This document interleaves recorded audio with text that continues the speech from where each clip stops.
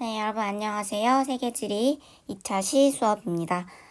지난 시간에는 선생님이 자습을 진행을 했었는데 왜냐하면 선생님이 학교에서 수능을 담당하는 업무여서 요새 너무너무너무 바빠요. 그래서 정신없게 일을 하느라 영상을 찍을 시간이 없어서 죄송하게도 본의 아니게 노는 시간을 가졌지만 이번에는 수업을 진행을 할 텐데 오늘은 이번 단원의 마지막 파트여서 난이도 같은 것도 굉장히 쉽고 재밌는 내용입니다. 그래서 나중에 시간이 된다면 이걸로 한번 세특을 써보는 활동도 해보면 좋을 것 같아요. 자, 오늘은 유럽과 북부 아메리카의 나라들이 어떻게 친하고 어떻게 싸웠느냐에 대해서 할 건데 예전에도 이런 파트가 있었을 거예요. 지역 간의 분리, 독립 요구. 우리 아시아에서도 했었죠.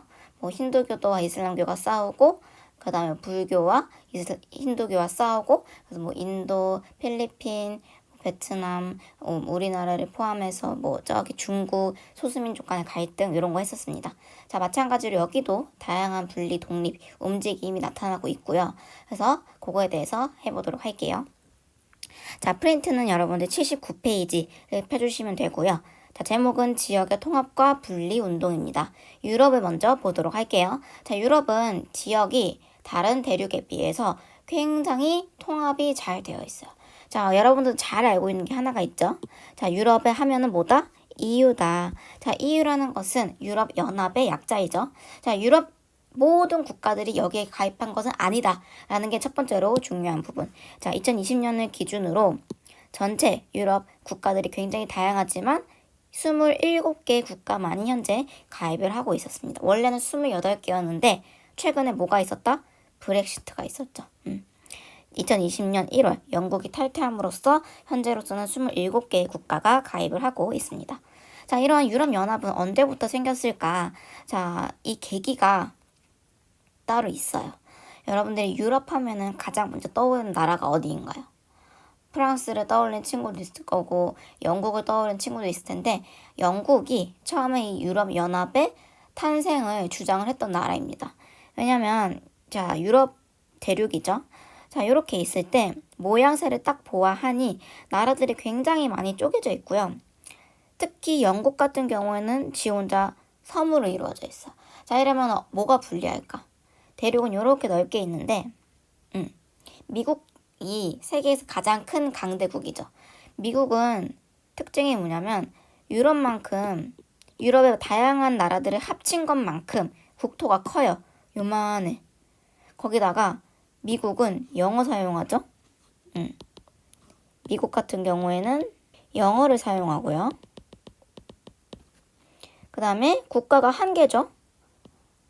한 개로 이루어진 연방국가죠. 각 주마다 법률도 다르고 뭐 민족들도 다르고 하지만 결국엔 한 나라로 묶여있다는 미연방, 유나이티드 스테이츠라는 점이 엄청나게 장점입니다. 독자적인 하나의 국가 체제를 이루고 있죠. 그래서 유럽에 비해서 훨씬 더 통일성이 높아요. 근데 유럽은 나라들도 다 쪼개져 있고 크기도 다 쪼만쪼만한 게 모여져 있고 언어도 핀란드어, 스웨덴어, 영어, 독일어, 프랑스어, 에스파뇰 다 달라요. 그러다 보니 이 유럽이 강대 선진국들이 모여지는 두 대륙인데 미국 하나를 못 이긴다는 거지. 그래서 옛날부터 우리 유럽이 뭉쳐야 된다. 특히 영국은 섬이어서 더 불안했어요. 그러다 보니 유럽연합이 탄생하게 되었구나. 라는 걸 알 수가 있고 이 유럽연합은 처음부터 유럽연합이었던 게 아니라 옛날에는 자원을 중심으로 소수의 친구들이 모여 있었던 건데 이게 점점 몸을 키워가면서 현재 유럽연합이 된 겁니다. 자, 지역의 통합 배경. 두 차례의 세계대전 이후 국가들 간의 평화를 위한 세계대전이 여기 동유럽에서 시작이 되었죠. 그래서 국가들 간의 평화를 위한 통합의 공감대를 형성시키기 위해서 자, 경제 발전을 위해 자원의 공동 이용 필요성이 증대됨에 따라서 등장하게 되었다. 그래서 처음에는요. 두 번째 칸의 형성 과정을 보시면 석탄, 철강 공동체. 자원을 중심으로 석탄을 생산하는 국가들, 제철 산업이 발달한 국가들끼리 서로 무역을 위해 공동 자원 활용을 위해 뭉쳤구나라는 걸 알 수가 있습니다. 요거는 중요하지 않아요. 시간이 지나면서 유럽 경제 공동체로 발전이 되었고 유럽 원자력 공동체로 또 발전이 되었고 자 여기서부터 여러분들 EC라고 부르는 게 뭐냐 유럽연합 전에 먼저 유럽 공동체라는 게 있었어요. 자 유럽 공동체가 있었는데 이제 거기서 더 확대를 된 게 현재의 유럽연합입니다. EU 본부는 벨기에 브뤼셀에 있고요. 자 1993년 영국, 프랑스, 독일 등등을 중심으로 자, 이탈리아 어쩌고저쩌고 다 포함시켜서 12개 국가로 유럽연합이 출범이 되었다. 현재 27개인 거 봐서는 해가 갈수록 하나하나 나도 가입하고 싶어 옆에 있는 나라들이 떼를 썼겠죠. 그러다 보니 이렇게 많은 나라들이 가입을 하게 되었습니다. 자, 유럽연합은 언제? 1993년도에 등장을 하게 되었습니다. 자, 특징.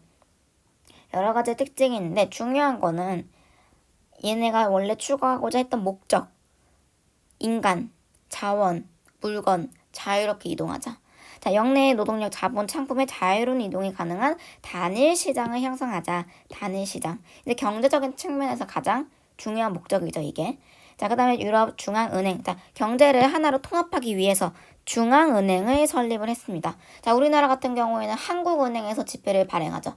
자, 유럽은 유럽 한 국가가 아니라 이 대륙을 대표하는 중앙은행이 있다더라. 그래서 얘네들은 뭘 활용을 했죠? 유로라는 단일 화폐를 사용한다더라. 유로화, 1유로, 2유로, 달러랑 환율이 비슷비슷합니다. 자, 미국의 장점이 하나 또 있었네요. 자, 영어를 사용하고 연방국가에다가 달러를 사용한다는 점. 그래서 이게 너무 부러운 거지. 모든 게 이제 달러 환율을 중심으로 돌아가니까 우리도 유럽을 대표하는 화폐를 만들자 해서 만들어진 게 유로. 유로의 화폐를 유로화라고 부르고요. 자, 유로존이 만들어졌다. 유로를 활용하는 국가들. 근데 여러분들 여기서 함정. 모든 EU 가입 국가들은 유로를 사용하는가? 아닙니다. EU 가입국 모두가 사용하는 것은 아니다라는 거 확인을 해주시고요. 자, 그 다음 세 번째, 유럽의 정치적 통합을 위한 뭐를 만들었을까?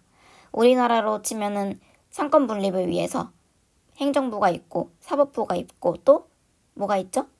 입법부가 있죠.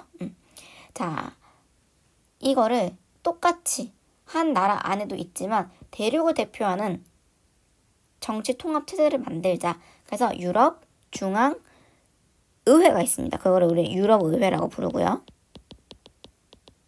그래서 법도 갖추고 있고 화폐, 경제 체제도 갖추고 있는 정치적, 경제적 통합이다.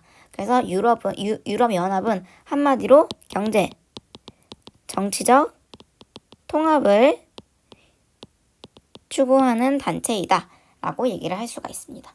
그래서 현재 이런 나라들이 가입을 하고 있고요. 자, 여기서 많은 장애물에 부딪히게 돼요.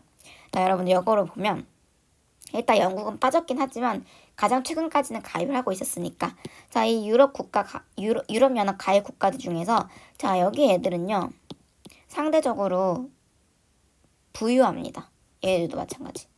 자, 근데 반대로 폴란드, 체코 여기서부터 특히 여기 크로아티아, 슬로베니아, 루마니아, 불가리아 여기를 보면요 상대적으로 요 북서 유럽에 비해서 1인당 국내 총생산, 그 다음에 GDP 여러 가지 측면 지표를 활용했을 때 너무나도 후진적인 거예요. 그래서 같은 사법적, 입법적 행정체제와 같은 달러와 같이 같은 유로라는 화폐를 쓰는데 이 가입 국가들 간의 경제적 격차가 심하다 보니 어떤 일이 생길까요? 우리가 함께 뭉치기로 했는데 자꾸 옆에 있는 애는 나만큼 안 돼. 그래서 내가 이끌어줘야 돼. 그래서 이 북서 유럽 국가들의 부담이 점점 커지는 거예요.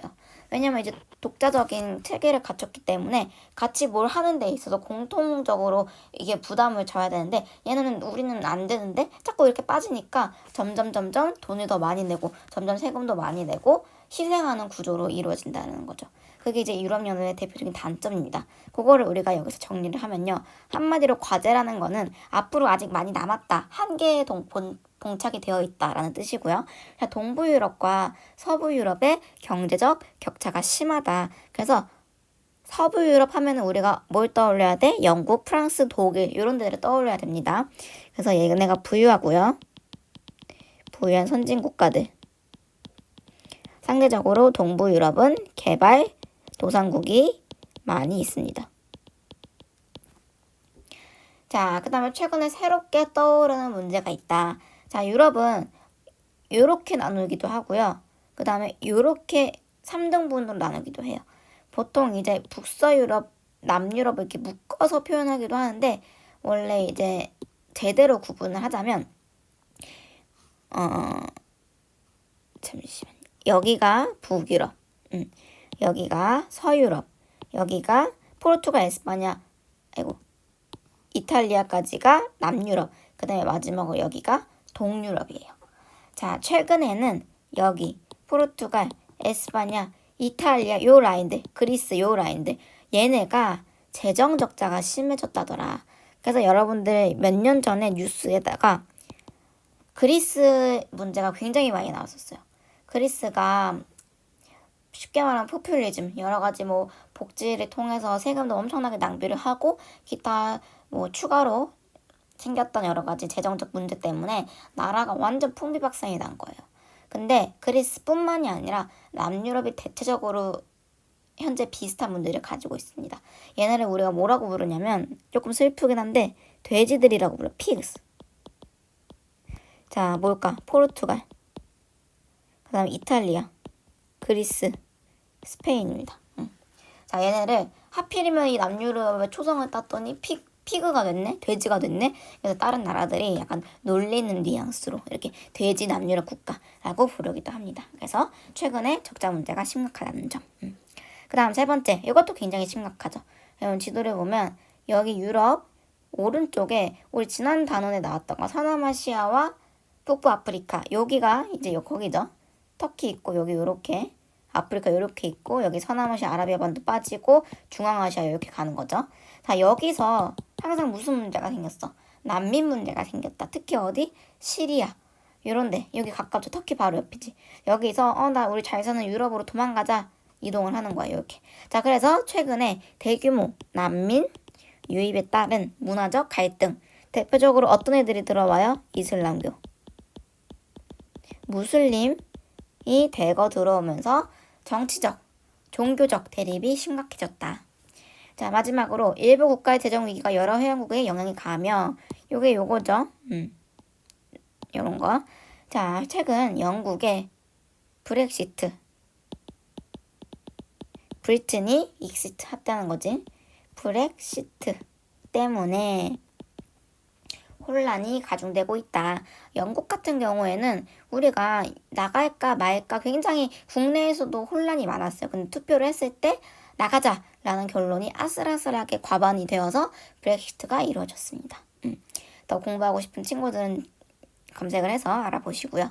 그래서 유럽연합은 이런 과정과 현재 이런 문제점을 겪고 있다. 그래서 우리 중요한 거는 요 두 개 꼭 잘 확인해 하시고요. 어떤 특징을 갖고 있는지, 어떤 문제를 갖고 있는지 잘 확인을 하시면 될 것 같습니다. 자, 이제 그 다음 분리로 가보도록 할게요. 유럽은 어떤 분리운동을 겪고 있느냐. 자, 모든 나라를 할 수는 없고 대표적인 국가들만 체크하고 가도록 하겠습니다. 자, 영국, 프랑스, 에스파냐, 벨기에, 이탈리아, 스위스가 있는데 우리 밑에 지도를 보면요. 안 하는 곳들도 있거든요. 그래서 선생님이 지금 언급하는 곳들만 체크를 하면 됩니다. 자, 배경.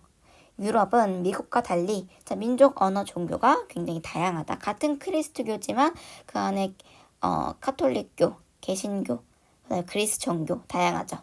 그 다음에 정체성이 굉장히 뚜렷하다. 자, 영국부터 보도록 하겠습니다. 이거를 주제에 따라서 선생님이 이제 국한을 나눠봤는데 민족, 종교적 차이로 인한 분리, 영국이 있어요. 자, 영국은 우리가 알아야 될 게 잉글랜드와 영국은 다른 겁니다. 자, 여기 밑에 그림을 보시면요. 영국 연합 왕국 대영제국이라고 불러요. 자, 대영제국은 4개의 국가로 이루어져 있다. 잉글랜드, 웨일스, 북아일랜드, 스코틀랜드 이 4개가 원래는 다 분리가 되어 있었지만 미국처럼 대영 제국으로 하나로 지금 묶여 있다라는 거죠. 그게 영국이고요. 그래서 가끔 스포츠 경기들을 보면 스코틀랜드 따로, 잉글랜드 따로, 웨일스 따로, 북아일랜드 따로 나옵니다. 신기하게도 아일랜드는 북아일랜드가 이렇게 떨어져 나가 있죠. 영국으로. 그래서 특이한 모습을 보이고 있어요. 자, 여기서 어떤 분리운동이 나타나냐. 북아일랜드와 스코틀랜드가 특히 분리운동이 심합니다. 자, 북아일랜드는 뭐가 다르느냐. 자, 영국계는요. 이제 보통 우리가 영국계라고 하면 여기를 얘기를 해요. 자, 여기 런던 있고요. 맨체스터 있고요. 랭크셔 있고 다 여기 있습니다. 자, 북아일랜드 영국계는 개신교예요. 개신교.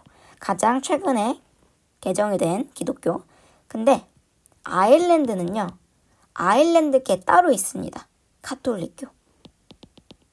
그래서 같은 그리스도교지만 추구하는 그 종파가 달라요. 특히 북아일랜드는 원래 아일랜드에 속하여 있기 때문에 굳이 내가 왜 영국에 있어야 되지? 나는 빠지고 싶어. 독립하고 싶어. 끊임없이 요구를 하고 있는 곳. 그래서 우리는 종교를 중심으로 보는 거예요. 여기는 개신교. 여기는 어디? 가톨릭교. 자, 스코틀랜드도 마찬가지. 종교가 달라요. 민족도 다르고. 자, 잉글랜드는 앵글로색슨족. 얘네들이 이제 미국에 처음으로 간 애들이죠. 그 다음 성공회. 자, 성공회는 종교인데 크게 여러분들 기억할 필요는 없습니다. 자, 잉글랜드와 스코틀랜드도 종파가 다르다. 자, 스코틀랜드는 켈트족, 장로교. 이렇게 반대의 민족 종교를 가지고 있다. 그 다음 프랑스로 넘어가면 코르시카 지역이 있는데 요거는 여러분들 크게 중요하지는 않아요. 프랑스 코르시카는 저 아래 우리가 보통 프랑스 하면은 여기만 해당되는 줄 아는데 이 밑에 섬 하나도 프랑스 국가에 해당은 되거든요. 근데 이 코르시카 프랑스에는 속해 있지만 끊임없이 분리 독립하는 곳. 역사가 다르니까요. 프랑스에게 편입이 되어 있기 때문에 강제로 살 수밖에 없는 거고 현재 끊임없이 분리 독립을 하고 있습니다. 그 다음 문화적 차이 에스파냐. 자, 에스파냐는 두 가지가 있는데 에스파냐는 여기 있죠. 여기. 자, 첫 번째 바스크, 두 번째 카탈루냐. 자, 우리는 바스크보다 카탈루냐가 더 중요한데 카탈루냐. 얘네는 옛날에는 카탈루냐 왕국이 따로 있었어요. 근데 여차저차 여러 과정을 통해서 지금은 에스파냐에 속해져 있는 거고 언어도 카탈루냐어가 따로 있습니다. 그래서 이 카탈루냐어는 스페인 에스파냐랑 살짝 다른데 오히려 더 프랑스와 비슷한 그 언어 계통을 가지고 있어. 그러니까 원래는 요 위쪽, 북부 쪽 사람들 민족인데 에스파냐에 편입이 되면서 약간 갈등을 겪고 있다는 거지. 그래서 최근에도 굉장히 끊임없이 독립운동을 하고 있는 곳이 에스파냐의 카탈루냐다. 자, 그 다음 벨기에. 벨기에 여러분들 중요한 걸 여기서 더 추가로 찝자면 영국과 벨기에, 이탈리아가 될 수가 있어. 자, 벨기에는 언어가 나오는데 문화적 차이, 언어가 나와요. 자, 뭐가 다르느냐? 벨기에의 위치를 한번 볼게요. 벨기에, 자, 요거 여기서부터 여기 벨기에 국가입니다. 자, 요렇게 조그만데 실제로는 여기 있어요. 여기 요렇게. 자, 나라가 굉장히 작다. 자, 여기는 네덜란드고요. 네덜란드, 벨기에, 여기는 독일, 여기는 프랑스죠. 자, 벨기에는 네덜란드와 프랑스 사이에 끼어 있습니다. 그래서 북부 지방은요 네덜란드어를 사용하고 반전. 그 다음에 남부 지방은요 프랑스어를 사용해요. 자, 남부 지방의 이름이 왈로니아 지방, 북부 지방의 이름이 플랑드르 지방입니다. 그래서 정리를 해보면 자, 벨기에 남부의 왈로니아 지방은 뭘 사용한다? 프랑스어를 사용한다. 반대로 북부 플랑드르 지방은 네덜란드에 붙어 있으니까 네덜란드어를 사용한다. 라는 것이야. 자, 그래서 민족도 남쪽은 프랑스계 주민들이 살고 있고요. 북부는 당연히 네덜란드계 주민들이 살고 있습니다. 자, 이제 이 지도는 우리가 위아래 나라가 뭔지만 알면 자연스럽게 북부는 네덜란드, 남부는 프랑스어 연결이 되겠죠. 자, 경제 격차도 심해요. 어디가 더 잘 살까? 네덜란드에 붙어있는 요 북부 지방이 훨씬 더 남부 지방보다 부유합니다. 자, 국내 총생산액이 확연하게 차이가 나죠. 자, 얘네는 독립 전에 네덜란드 영향을 굉장히 많이 받았던 곳이고 지금 북부 지방에 여러 상공업이 발달이 되어 있어요. 상대적으로 남부 지방은 농업 위주의 지방입니다. 그래서 체크를 하면은 남부는 상대적으로 저소득, 북부는 고소득, 여기는 상공업이 발달이 되어 있고요. 여기는 주로 농업이 발달이 되어 있다. 이탈리아도 이 벨기에와 연결지어서 굉장히 비슷합니다. 북부와 남부의 갈등이에요. 자, 똑같이 어디가 다르잖아요. 우리 기억하기 쉽게. 자, 벨기에는 북부 지방이 상공업이 발달했죠. 얘도 마찬가지야. 이탈리아도 북부 지방이 상공업이 발달하고 소득 수준이 높다. 자, 이탈리아 요거 하엘처럼 생긴 나라라고 했어. 자, 요 북부 지방 파다니아가 위치한 요 지방이 훨씬 더 부유하다. 상대적으로 남쪽은 농업이 발달이 되었다. 농업. 그래서 북부지방 사람들 계속 세금 내가지고 남부지방 사람들 도와주고 하니까 짜증이 났겠죠. 그래서 갈등이 생긴다. 북부지방이 독립을 요구하는 겁니다. 남부가 아니라 잘 사는 애들이 자기들끼리 살고 싶어서 독립을 요구하는 거야. 그 독립을 요구하는 주체가 누군지 잘 기억을 해주시고요. 자, 마지막으로 안 싸우고 굉장히 잘 지내는 아이들이 있어요. 그게 누구냐? 스위스가 대표적이다. 얘는 분리가 아니라 화합의 사례입니다. 스위스는 특이하게 자, 굉장히 국가가 조그매요. 어디 있는지 여러분들 아시나요? 자, 우리 그 앞에 몇 페이지지? 우리 유럽 처음 시작할 때 71페이지 여러분들 있으면 스위스 찾을 수가 있을 거예요. 스위스는 체크를 하세요. 여러분들 꼭 찾아서. 여기 있습니다. 여기. 굉장히 조그매요. 자, 스위스는 조그만 대신에 대표적인 중립국가로 유명한 거 여러분 들어보셨을 거예요. 굉장히 중립적이고 모든 나라들이 싸울 때마다 나는 항상 끼지 않겠어. 항상 뭔가 토론의 장에서 스위스는 말을 하지 않는 국가 중에 하나예요. 얘네는 언어도 굉장히 다양합니다. 아까 확인했죠? 여기는 프랑스, 여기는 독일, 여기는 이탈리아. 그래서 마찬가지로 독일어, 프랑스어, 이탈리아. 추가로 뭐가 있냐면 얘네가 옛날부터 사용하던 로망슈어까지 4개의 공용어를 사용한다. 그래서 여기서 자라나는 스위스 아이들은 어렸을 때부터 4개국어를 배울 수 있도록 모든 이 책이나 국가 공공기관 자료나 교과서 같은 거에 4개국어가 등재가 되어 있어요. 그래서 지방마다 자치권이 인정되고 다양한 민족, 다양한 언어를 사용하면서도 갈등이 생기지 않는 대표적인 화합의 장. 스위스도 기억을 해주시면 좋을 것 같아요. 자, 스위스는 화합의 측면에서 중요하고 영국, 이탈리아, 벨기에는 분리의 측면에서 중요한 나라들입니다. 그래서 잘 정리를 해주시고 다음에 이제 쪽지 시험 볼 때 지도 위치 잘 알면 외워지기가 더 쉽겠죠. 자, 유럽은 이렇게 마무리가 되고 미국은 별거 없어요. 미국, 캐나다, 멕시코, 북부 아메리카는 굉장히 별거 없는데 왜냐면 저번에 이미 했었습니다. 나프타. 자, 노스 아메리카 FTA라고 했죠. 자, 북부 아메리카가 하는 자유무역협정. 자, 자유무역협정이 뭐다? 자유롭게 무역을 하려면 뭐가 필요하다? 역내 관세와 무역 장벽을 폐지하여야 한다. 그게 우리가 자유무역이고요. 관세 폐지. 그래서 자유롭게 미국의 자본, 캐나다의 자원, 멕시코의 노동력이 결합되어서 국제 경쟁력을 강화시킨다. 그래서 긍정적인 역할은 이런 게 있고 당연히 우리 다 했었죠. 자, 부정적인 역할은 또 자, 미국의 제조업 국외 이전에 따른 뭐가 있을까요? 미국 사람들이 3D 업종 상대적으로 기피하는 이 업종들을 멕시코 사람들이 다 가져가면서 미국의 저소득층들이 돈 벌 기회가 없는 거야. 안 좋은 3D 업종은 다 멕시코 사람들이 가져가 버렸어요. 미국에 더 이상 공장이 안 생겨. 나는 대학교도 안 나왔고 공부 하나도 못하고 기술도 없고 아무것도 못하는데 공장에서 일을 해야 되는데 일자리가 없는 거야. 그럼 문제가 생기죠. 그래서 이런 갈등이 생기고 있고요. 그 다음 멕시코에서는 반대로 공장들이 미국 사람들이 지은 공장들이 너무 많이 생기면서 환경오염 심해지고요. 그 다음에 멕시코 경제가 어디에 의존을 한다? 어느 나라 특히 미국에 의존하게 된다는 거죠. 그게 가장 큰 문제점이라는 거. 자, 우리가 멕시코에서 자, 미국 사람들이 지은 그 공장들을 마킬라도라라고 부른다고 했습니다. 그냥 어떤 특정 공장 한 개를 마킬라도라라고 부르는 게 아니라 우리가 보통 나프타로 인해서 멕시코에 생기는 그 다양한 공장들을 마퀴라도라라고 불러요. 공장 하나하나를. 그래서 마퀴라도라가 점점 생기면서 환경오염은 심해지고 미국 의존도는 심해지고 반대로 미국은 일자리가 줄어들고 그래서 트럼프가 이런 그 멕시코의 일자리 증가를 막기 위해서 장벽도 높게 세우고 미국인들에게 이제 백인 우월주의 사상을 이렇게 막 심으면서 그때 엄청난 지지를 받았죠. 정치적으로도 굉장히 많은 그 연관성을 갖고 있는 게 바로 이런 거. 나프타로 인한 미국의 일자리 감소 문제. 요것들 중요하게 체크를 해주시면 되고요. 자, 북부아메리카도 그럼 싸우느냐?